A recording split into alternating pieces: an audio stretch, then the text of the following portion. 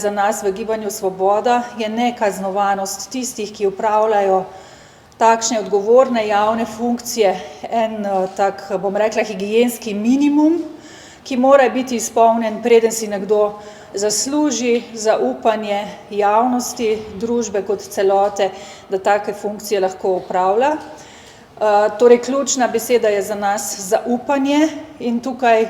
mislim, da ker se včasih zelo radi zgledujemo po evropskih državah, predvsem po skandinavskih državah, kjer je to zaupanje med državljankami in državljani v delovanje državnih inštitucij med najvišjimi sploh. In ravno te skandinavske države poudarjajo, da je zaupanje ključna prvina tega, da potem si zaupamo kot družba, da si zaupamo kot posamezniki znotraj skupnosti, da pa seveda tudi sama skupnost zaupa tistim, ki zanjo in v njenem imenu opravljajo ključne funkcije.